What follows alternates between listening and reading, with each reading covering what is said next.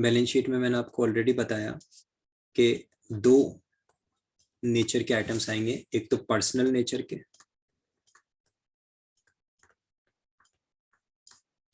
और दूसरा real nature के। पर्सनल क्या थे?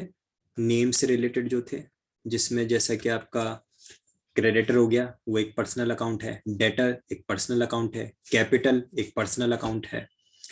और रियल में क्या आता है? आपके एसेट्स।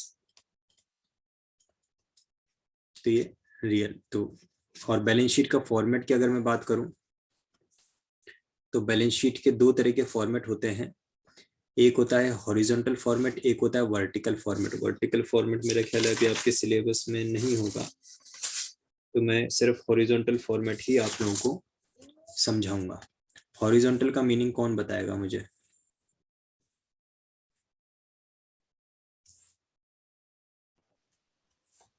क्या बात है, आप लोग तो सब इंटेलिजेंट है, एक को भी नहीं पता। सर मतलब वो मतलब सर अपना व्हाइट बोर्ड जो है सर क्लास में वो हॉरिजॉन्टली है। अच्छा, और वर्टिकल का भी एक एग्जांपल दो। सर वर्टिकल सर जब आप बना रहे फोटो खींच रहे थे ना, तब आपने बोला था ना। मैंने तो बोला था आप लोग। अरे मेरी आवाज मुझे क्यों वापस आ रही है भाई? बाकी सबका हॉरिजॉन्टल था। सर आप रिकॉर्डिंग में मैंने चीज बताई थी आपको, लेकिन आप लोगों को याद रहा, समझ में आया नहीं आया, वो चीज कंफर्म करना तो जरूरी है ना। हम तो रोज बताते हैं बहुत सारी चीजें। ठीक है, देखो हॉरिजॉन्टल का मतलब है जब मैं बैलेंस शीट में,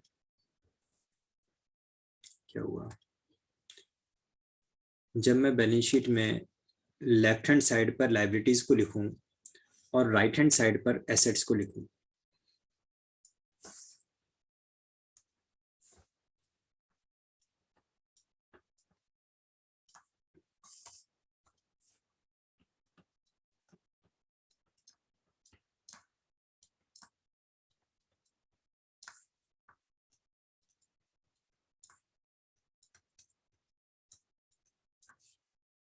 तो इसे हम कहते हैं हॉरिजॉन्टल फॉर्मेट। और सपोज मैं एक फॉर्मेट बनाऊं, ठीक है, जिसमें मैं पहले लायबिलिटीज लिखूं,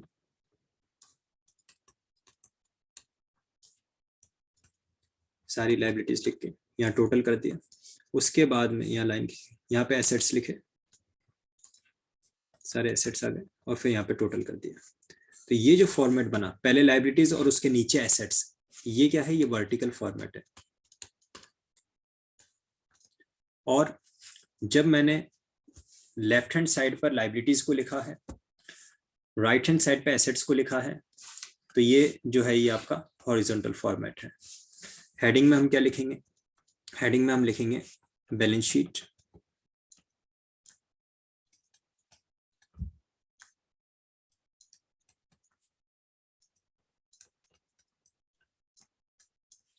और नीचे लिखा जाएगा इसमें एज ऑन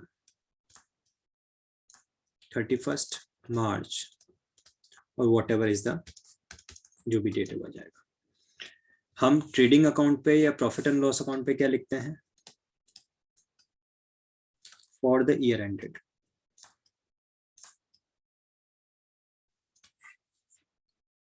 क्योंकि वो पूरे साल के लिए होता है।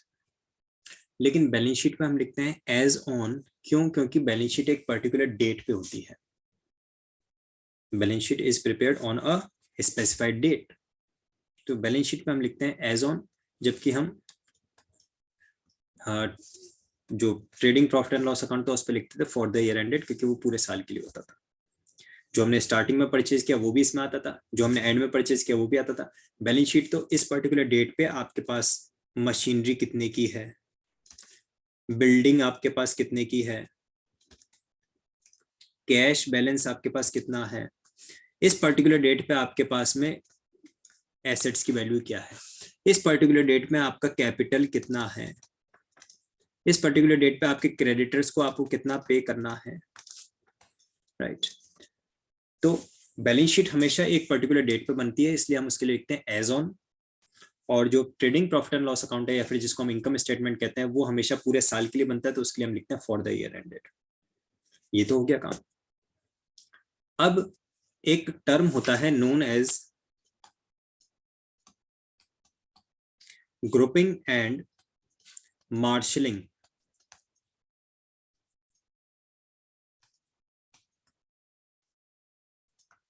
Of accounts. अकाउंट्स का ग्रुप प्रिपेयर करना, उनको मार्शल करना, ग्रुप प्रिपेयर करना।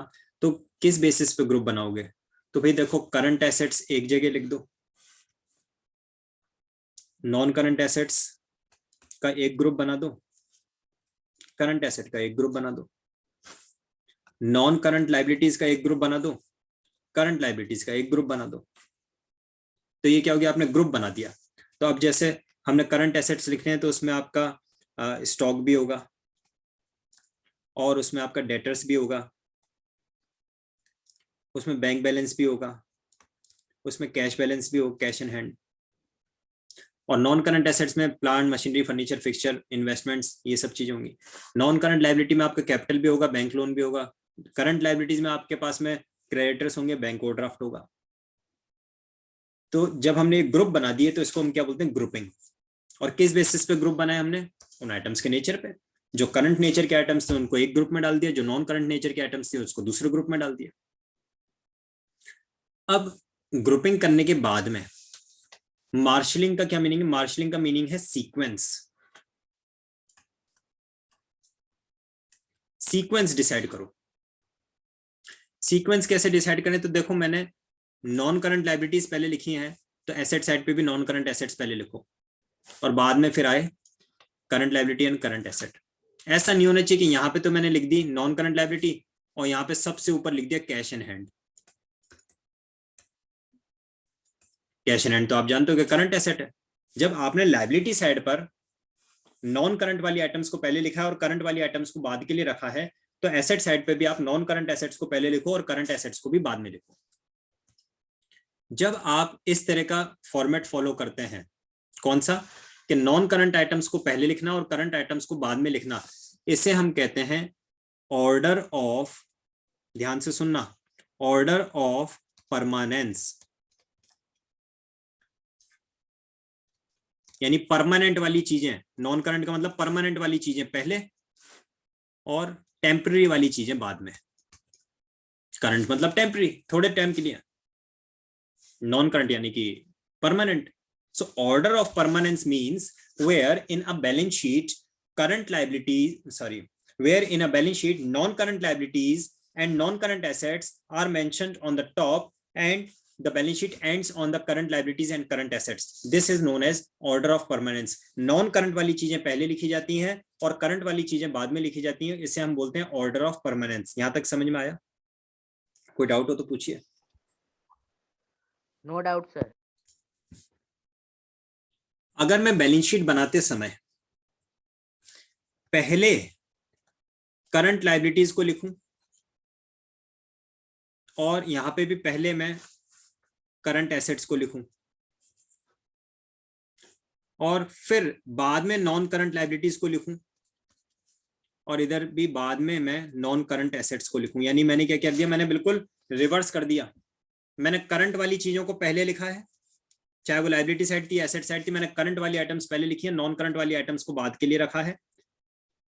जब इस तरह का ऑर्डर फॉलो किया जाए, इस तरह का सीक्वेंस फॉलो किया जाए, तो उसे कहा जाता है order of liquidity.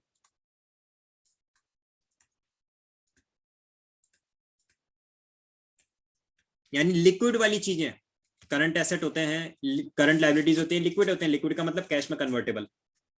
Current liabilities हैं, क्रेडिटर है, जल्दी से कैश पेमेंट हो जाएगा। स्टॉक है, सेल हो जाएगा, कैश आ जाएगा। डेटर है, मनी रिसीव हो जाएगा। कैश इटसेल्फ ही लिक्विड है। तो लिक्विडिटी का मतलब, लिक्विड का मतलब होता है जो कैश के जैसा हो। तो लिक्विड वाली चीजें पहले लिखी जाए और नॉन लिक्विड वाली चीजें बाद में लिखी जाए। Non current asset, non current liability non liquid की है। Current liability and current asset ये लिक्विड है। तो इसको हम पहले जब लिक्विड वाली चीजें लिखते तो हम बोलते हैं ऑर्डर ऑफ लिक्विडिटी। और ऐसा गलती से भी नहीं करना कि इधर तो अपन ने नॉन करंट लाइबिलिटीज को पहले लिख दिया, यहाँ तो शुरुआत कर दी कैपिटल से और यहाँ पे शुरुआत कर दी कैश से। ऐसा बिल्कुल मत कर देना, मार्क्स कट जाएंगे। Either you have to follow the order of permanence, that is इधर कैपिटल लिखा तो यहाँ पे फिर क्या आना चाहिए, गुडविल आएगा, बिल्डिंग आएगा, क्योंकि कैपिटल जैसे नॉन करंट लाइबिलिटी है, मोस्ट जब तक बिजनेस रहेगा तब तक कैपिटल उसके साथ रहेगा। इसी तरह से एसेट्स में गुडविल, बिल्डिंग, लैंड, ये आपका जब तक बिजनेस रहेगा तब तक रहेगा, तो फिक्स एसेट में आ रहा है, नॉन करंट में। यहाँ आपने कैपिटल लिख के और यहाँ पे कैश लिख दिया तो यहाँ तो आपने नॉन करंट लाइबिलिटी को पकड़ लिया, यहाँ कैश लिख के आपने करंट लाइबिलिटी को, करंट एसेट को पकड़ लिया, तो ये तो कोई ऑर्डर ही नहीं हुआ। So either you have to follow order of permanence और you have to follow order of liquidity. जब आप दोनों साइड पे नॉन करंट से स्टार्ट करते हैं तो वो ऑर्डर ऑफ परमानेंस होता है। अब जब दोनों साइड पर आप करंट आइटम से स्टार्ट करते हैं तो वो ऑर्डर ऑफ लिक्विडिटी होता है। अगर क्लियर है तो आपके बुक में ओपन कीजिए, पेजेस टर्न कीजिए, देखिए आपको ये हेडिंग दिया हुआ होगा, grouping and marshalling, arrangement of assets and liabilities, और उसके आगे बैलेंस शीट के दो फॉर्मेट आपको बने हुए मिलेंगे। सबसे पहला फॉर्मेट है ऑर्डर ऑफ लिक्विडिटी का और दूसरा फॉर्मेट है in order of permanence. Order of liquidity में आप देखेंगे, पहले एक बार निकाल लीजिए उसके बाद मैं एक्सप्लेन करता हूं। तो सबसे पहले जो आपको ऑर्डर ऑफ लिक्विडिटी में दिया है उसमें देखो आप एसेट साइड पे cash in hand most liquid, फिर कैश एट बैंक, फिर बिल्स रिसीवेबल, फिर डेटर, फिर क्लोजिंग स्टॉक। ये सारी चीजें क्या थी, ये सारी चीजें करंट एसेट में थी और करंट एसेट में भी कैश सबसे ज्यादा लिक्विड था और स्टॉक जो है वो लीस्ट लिक्विड था, यानी कि सबसे कम लिक्विड था, तो इसलिए उसी सीक्वेंस में लिखा। अब जब हम लिखना शुरू कर रहे हैं नॉन करंट एसेट को, नॉन करंट एसेट में जो सबसे कम नॉन करंट है वो है इन्वेस्टमेंट, जिसको कभी भी सेल कर सकते हैं, तो वह पहले इन्वेस्टमेंट लिखा और फिर furniture, plant and machinery, land and building और गुडविल एंड में आया। लाइबिलिटी साइड पे आप देखेंगे तो लाइबिलिटी साइड पर शुरुआत की बिल पेबल से, बिल पेबल के बाद क्रेडिटर्स, बैंक ओवरड्राफ्ट, लोन और फिर कैपिटल बाद में आया। यह है ऑर्डर ऑफ लिक्विडिटी, जहां पे करंट वाली चीजों को पहले लिखा गया है। इसी तरह से जब मैं आता हूं balance sheet order of permanence में, तो ऑर्डर ऑफ परमानेंस जो नेक्स्ट फॉर्मेट आपको दे रखा है उसमें देखो लाइबिलिटी साइड पे शुरुआत की कैपिटल से और एंड किया है बिल्स पेबल पे, और एसेट साइड पे शुरुआत की है गुडविल से और एंड किया है कैश इन हैंड पे।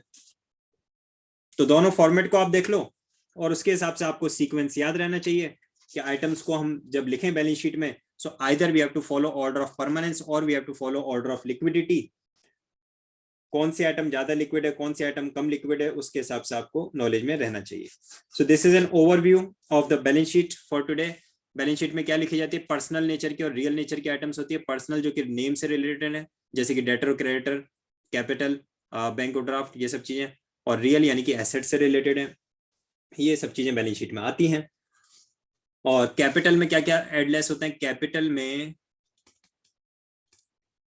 आप नेट प्रॉफिट होगा तो क्या करेंगे, ऐड करेंगे, और अगर नेट लॉस होगा तो ऑब्वियसली लेस करोगे। ड्राइंग्स अगर हैं तो ड्राइंग्स क्या होंगी, कैपिटल में से लेस हो जाएंगी, और अगर एडिशनल कैपिटल हुआ तो ऐड कर देंगे। तो ये थोड़ा सा ध्यान रखने का कि कैपिटल में कौन सी चीजें ऐड होती हैं और कौन सी चीजें लेस होती हैं।